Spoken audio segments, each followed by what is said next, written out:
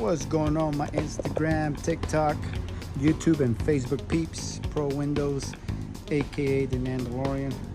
You guys can see here, this is our solar cleaning build.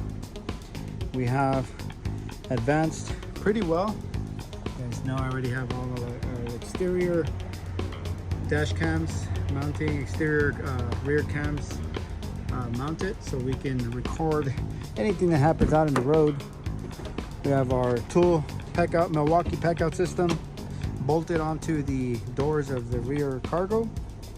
Got another one on this side. Nice pack out system using strut bars and the pack out mounting plate. Now we have our 100-gallon slim tank installed. You can see I still have enough space.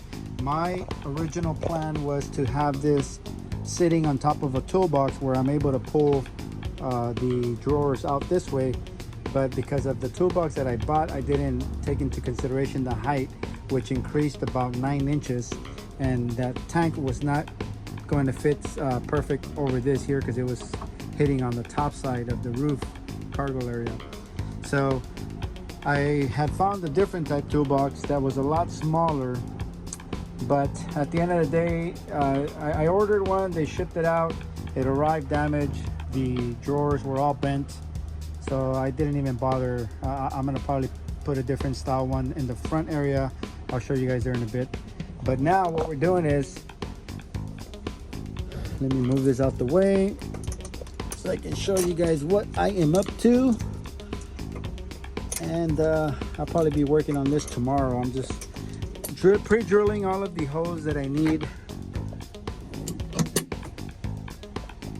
I'm pre-drilling the bolts on top because I'm going to use strut guides to the bottom. I'm going to make a hanging shelf inside of this van. I'm going to secure it to the sides of my truck so it's not wobbling in there. You guys can see I already have my one of my solar brushes. This one I got it at a bargain on a Facebook deal. Well, not Facebook deal, but someone reached out saying they had new equipment available that they had to get rid of. I bought it cash out. Pressure washer, the Solatech brush, the pole. And if you guys can see, because this is a transit connect, these poles will not fit in here. So I had to cut into my divider wall. Nice little holes down there. Put some protective, those door jamb things that you put on your doors to protect them when you bang it against the walls. I ended up using that so my poles don't get thing. Then I got a 32-foot Gardner here for our window cleaning. Like I said, Solatech tank, our 100-gallon slim tank is mounted to the floor using straps. So we got a X pattern strap here to support it down, and then on the side of my van I got a different anchor point right there to keep it from moving back and forth. And this tank is pretty damn sturdy. Let's go ahead and show you guys on this side. The tank is pretty sturdy. This thing is not moving anywhere. And keep in mind, we are not going to be driving with this thing full. We don't have a problem with production because our Nandalorian system, high flow efficiency RO filters, are going to give me about 6 to 7 gallons a minute, and that's with 2 individual pumps for production. Keep in mind, most of the concerning questions I always get asked on Facebook or Instagram or wherever is, how much amps am I drawing when I'm using up all the pumps? That's the number one concern. Let me make that clear. All pumps are never running at the same time, never. Only time in the morning when we're producing water, we'll turn on both of our production pumps, 12 volt pumps, that it can produce 5.3 gallons a minute, but because of the filter restrictions, we are able to produce about 3 gallons, 3.5 on a high efficiency RO, but because we have them plumbed to individual ROs, 1 pump for each filter, we're able to produce up to 7 gallons a minute to fill up my 100-gallon tank in no time. Now, the way this works is when we're about 50% full on our tank, we will shut off one of our production pumps off of one of the pump switches on that side.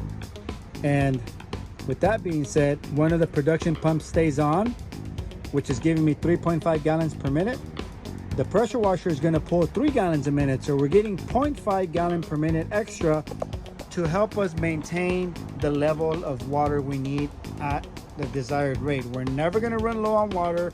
We're never going to deal with any delivery issues. Why? Because these systems are proven to produce and deliver. Now, let me take you guys to the other side.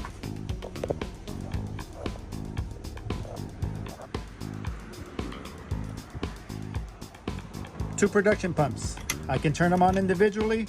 How much amps are we drawing out of that? I'm gonna install a little later down the road. I'm gonna put a voltmeter on this thing so you guys can see what the amp draw is with both pumps at full throttle. Turn them off, leave one on to keep us level. If the solar panel and the window cleaning guy is working at the same time, we want to make sure our tanks are getting fed enough water to feed both systems. Individual pump to deliver our DI water to our water fed pole brushes. And as you guys can see, we have one of the poles right here. Probably going to be adding another 50-footer pole in here, 47 Gardner Extreme to be exact. This is my smaller residential van, so I really don't want to put too much stuff in here.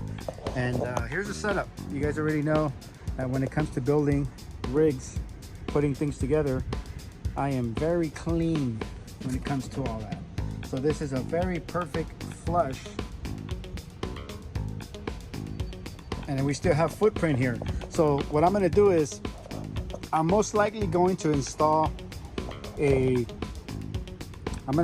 toolbox like the one I have in my other van, where you can slide the drawers out this way. So I'll probably somewhere right in this section here. It's probably gonna eat up about half of this space. If I'm able to put it here, I'm gonna eat up half of the space. It is 2 drawers high. Just to keep all of our brushes and accessories in there for window cleaning and whatnot. But that's it.